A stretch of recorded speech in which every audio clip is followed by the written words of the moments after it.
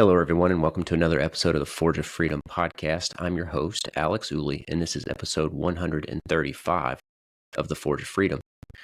Today, I have a special guest in the studio with me, Soham Patil. He is a contributor to the Mises Institute, and I actually found his work a couple of months ago, actually not even a couple of months ago, just a little over a month ago, at the Mises Wire. And the article that we're going to be discussing today is There is No Prosperity Without Private Property. So with that being said, Soham, welcome to the show. Thanks for having me here. So before we get into the article, I'd like to just introduce the audience to you a little bit. I know when we first communicated, when I reached out to you about your article, you were in the middle of exams in India, but you're now in the United States and about to start at Rutgers. And so I guess if you don't mind, just say a little bit about yourself, a little bit about your background, how you got acquainted with the Mises Institute, and what really drove your passion for economics and philosophy.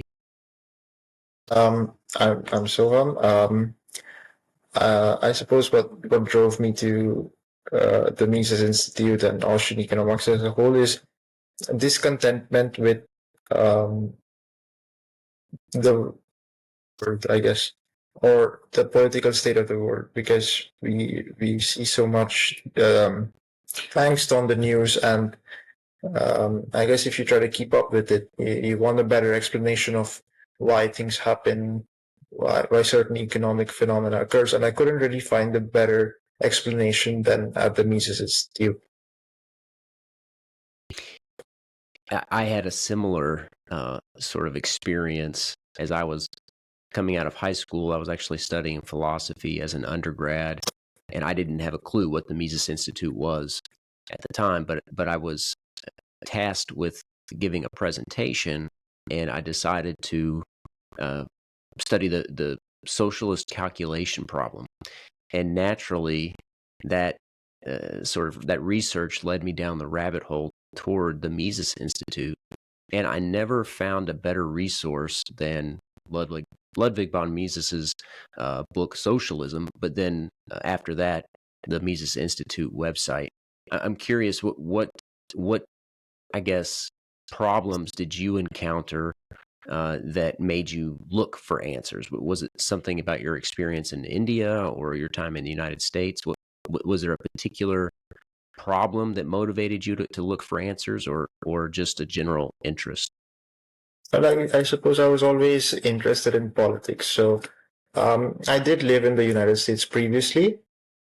So I did my second to about my seventh in the US before moving back to India. So I guess I was there for the Trump election, which happened then, and that's when I really got into politics. But the thing that pushed me specifically towards the Mises Institute was, I suppose, disagreeing with what my economics teachers had to say in high school, because it's numbers, it's theories, and it's all tentative, right? They all have tentative hypotheses. You don't have something so ordered and methodologically correct, like what Mises has in his works.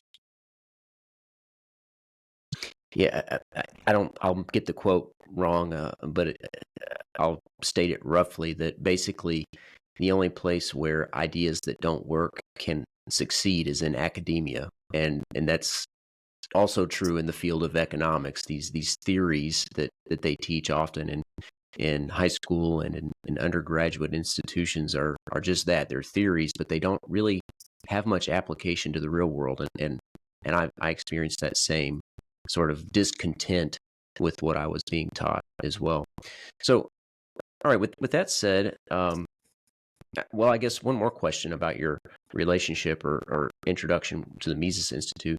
How did you go from just reading their material to actually becoming a contributor to the Mises Wire? Right. So I suppose I discovered the Institute in 2021, and I read for about 2.5 years, and then one day I found that they had a listing for an apprenticeship program. So I applied, and they got back to me. So I guess it was in that way that I started writing for them. Oh, very cool. Very cool. And I know you've written a few other articles than the one that we're going to be discussing today. So I'll link to your profile on the Mises Institute website so people can go and find the other articles that you've written there. Looks like you've got at least three, Yeah, but we're going to be talking about there is no prosperity without private property. So let's get into that article. I know you start out and you talk about private property rights are crucial to economic prosperity. And then you talk about, despite this, that our property rights are under attack in today's world by progressives seeking to build a more just society through equity. Can you talk a little bit? Can you unpack that a little bit for us? What do you mean by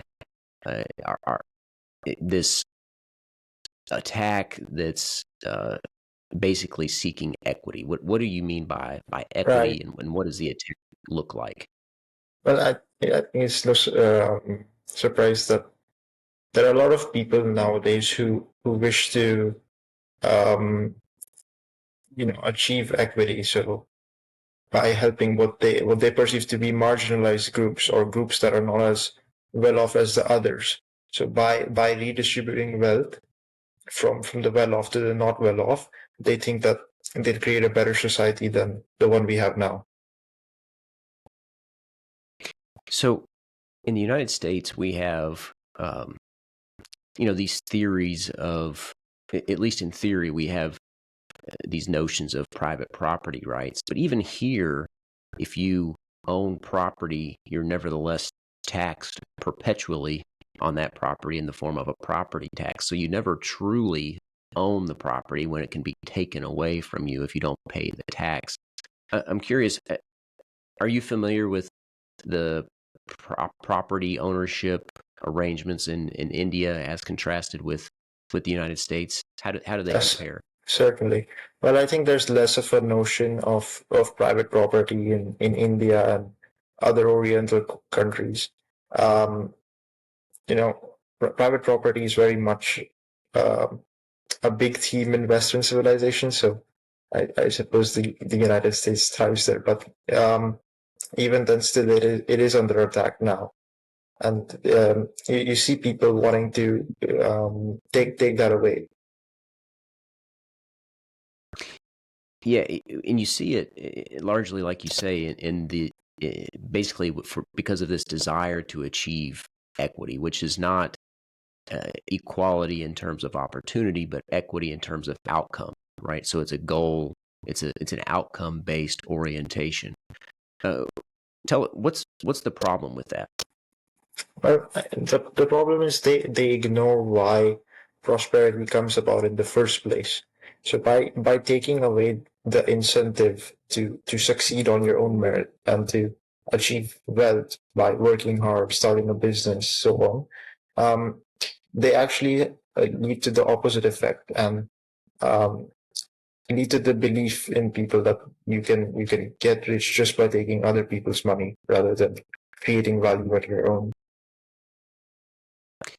You talk about the profit and loss mechanism a little bit in your article as well, and how those are signals for property owners about how to utilize their property. Can you talk about the importance of the profit and loss mechanism for wealth and the efficient utilization of property? So business owners, they always want to generate the highest returns possible, and the profit and loss mechanism serves as data for them to understand if they're doing so correctly or not. If they're not producing efficiently, or if they produce the wrong commodities or so on, what doesn't actually create values for consumers, they'll fall into loss. And conversely, if they turn out to be very good at what they do, they'll have high levels of profit.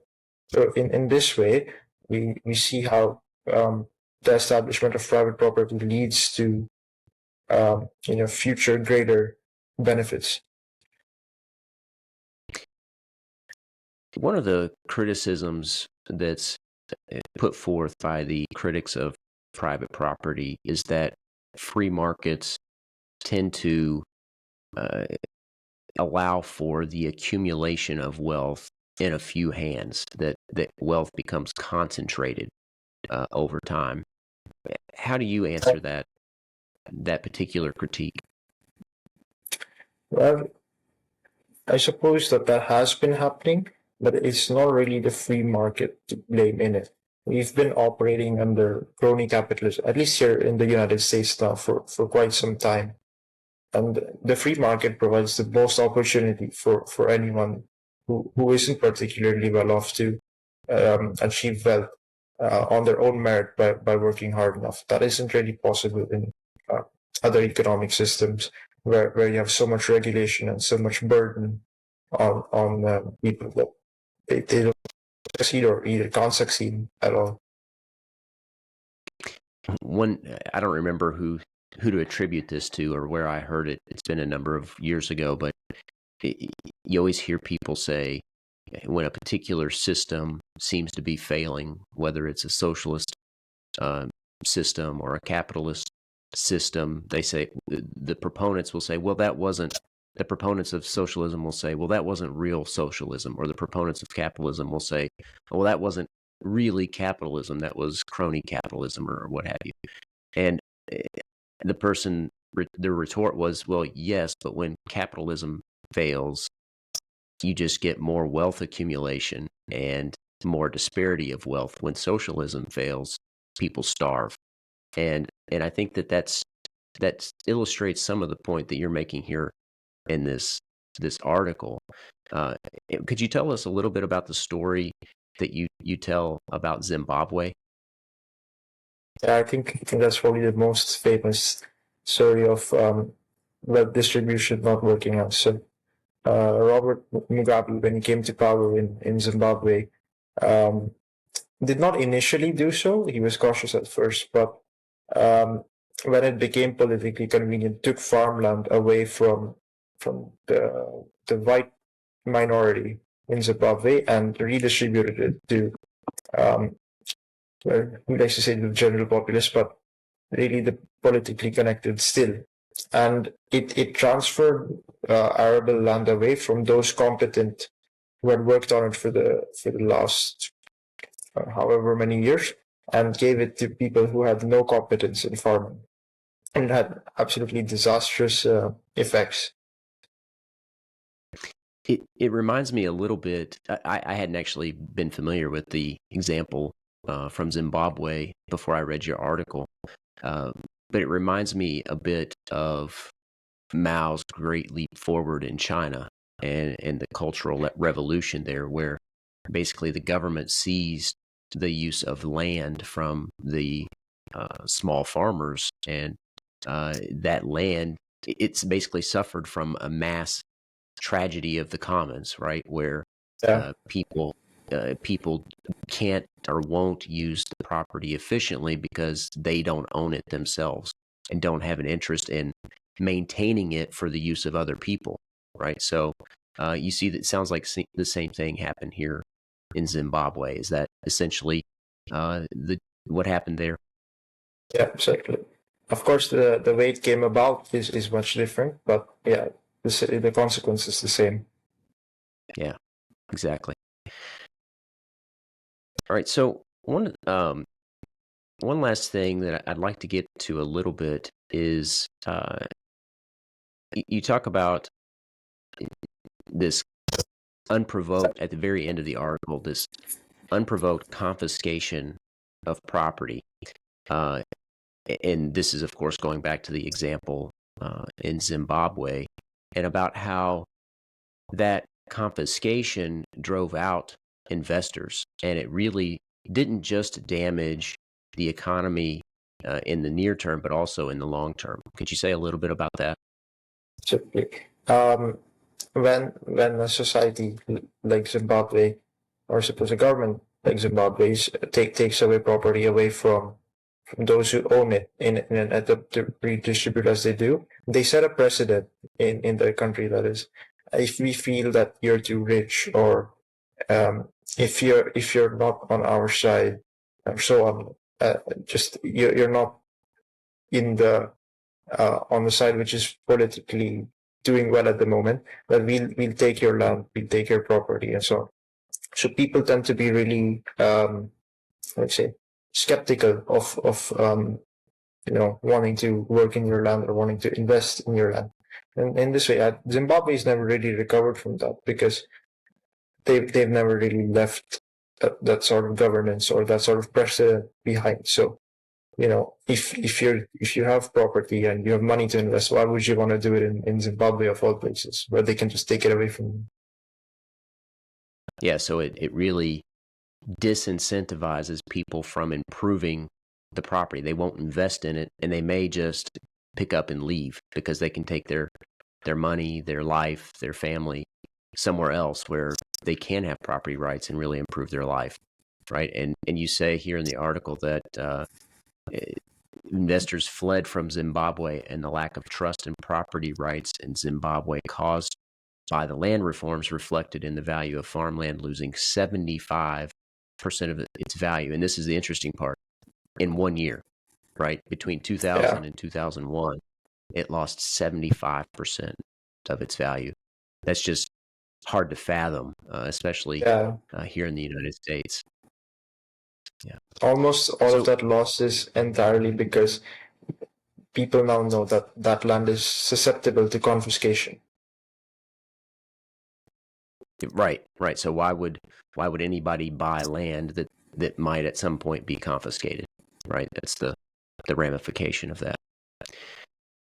All right. Well, I think that's where we'll leave it for now. Of course, I'll link to the article in the show notes so folks can go and check out your article. But I think that people often take, especially in the United States, take for granted how important private property rights really are in creating a prosperous society. And this example from Zimbabwe, I think, provides a great example of that. And I think there are likely many other Americans who have never heard of this example like me. So anyway, I definitely want to encourage people to go check that out.